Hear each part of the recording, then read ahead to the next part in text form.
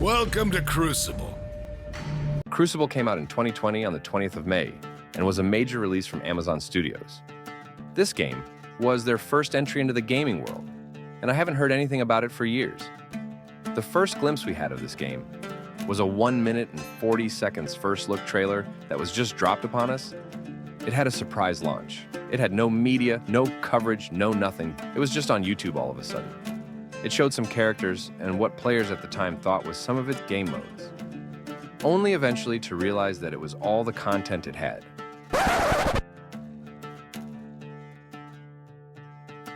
An already bad sign for things to come was the fact that the first look trailer had 1 million views, and that the next trailer, released 2 weeks after, was already the launch trailer that sits at 140,000.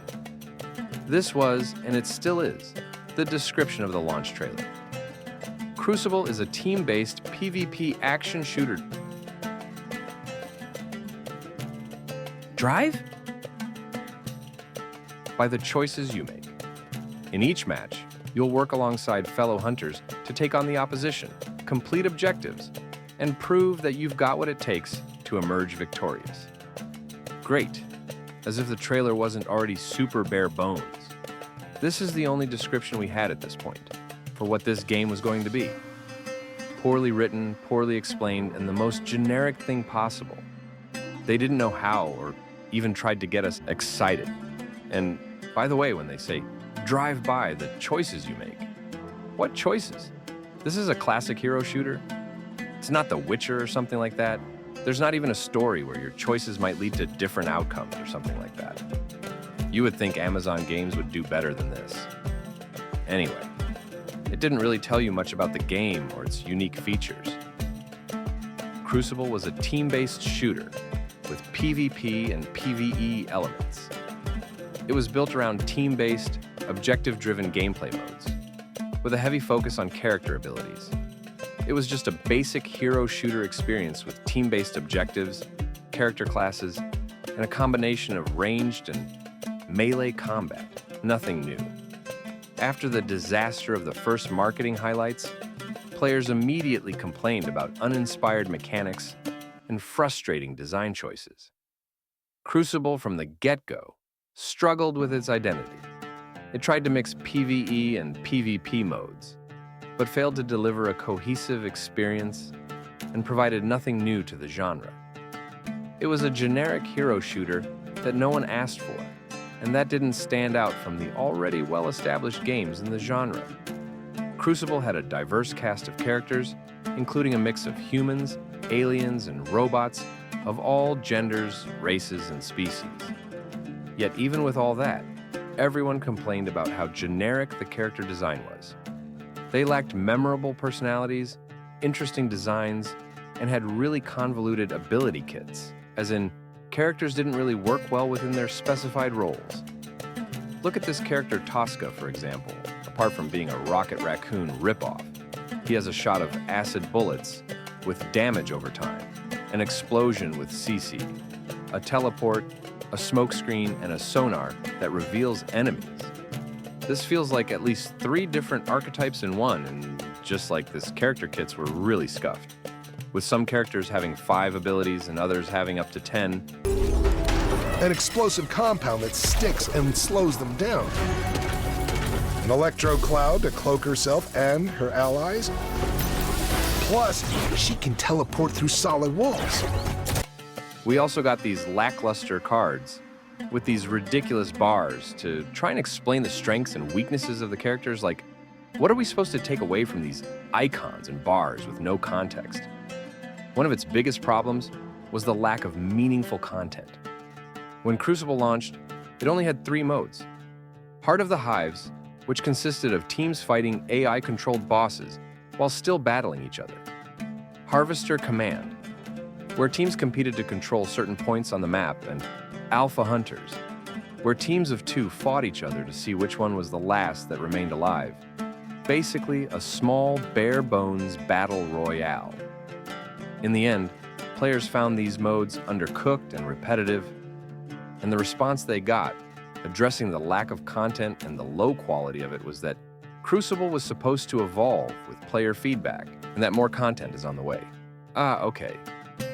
But if everything you've showed thus far doesn't appeal to players, it's never going to have a chance to evolve, and you will not be able to retain those players, to get that feedback, and to evolve the game.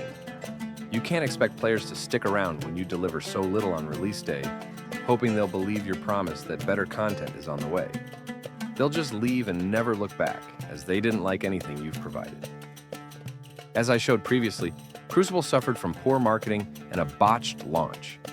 The marketing didn't focus enough on the gameplay or its unique features. Crucible also had a surprise launch, giving players no time to get excited. Even after multiple attempts at fixing that botched launch, players only felt a lack of direction. They were unimpressed and disappointed by a game that felt generic and that provided nothing new to the genre. Also, can we talk about how it makes no sense that they invested so much money on the game, but decided to put no money or effort on the marketing? After poor reviews and negative feedback from players, Crucible went into closed beta after a while, and was eventually shut down just 5 months after launch. But this is not a situation where you can say, well, at least it lasted 5 months, some games lasted 2 weeks. But the thing is that it made no sense for this game to stay up for that long. Just look at these numbers. The game, like I said previously, came out on the 20th of May and had 25,000 players at the time. 10 days later, it had 2,000. A month later, it had 180. By the 9th of September, it had 14 players. For 4 months straight, it averaged 100 players. This game should have lasted 2 weeks realistically, if they weren't clinging on hope that it would pick back up eventually. It had a disaster of a marketing campaign, a terrible launch, and a huge fall off of players almost immediately. And that was Crucible. Sound familiar?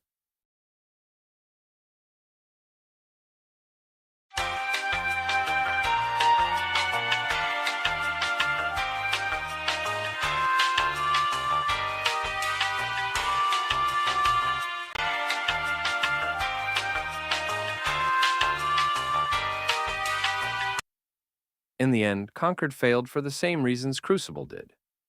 These games didn't resonate with players. They had shallow mechanics, repetitive gameplay, bad character designs, and a lack of content.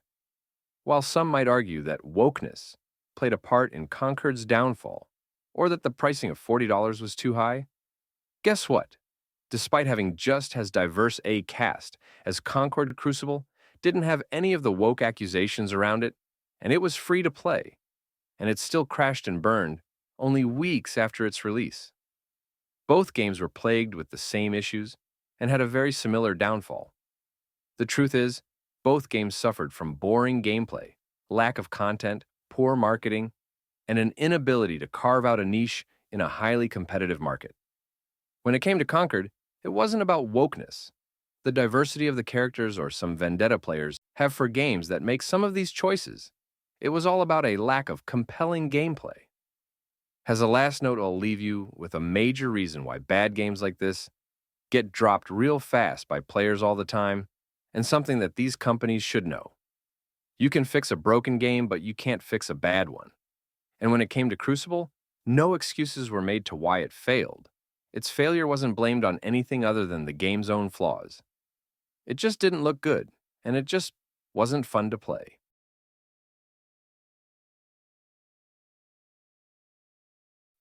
Anything else is just an excuse. I'll leave you with Baldie explaining why, in my opinion, players drop games like this in an instant. That's it for me. Peace. So, remember what I said before about how bad games and good games are onions? And good games are an onion of more and more layers of quality, and bad games are an onion of more and more layers of garbage. So, that's the thing, is that when you see one thing that's problematic in a game, it is indicative of other things that will also be problematic in the game. That's the difference.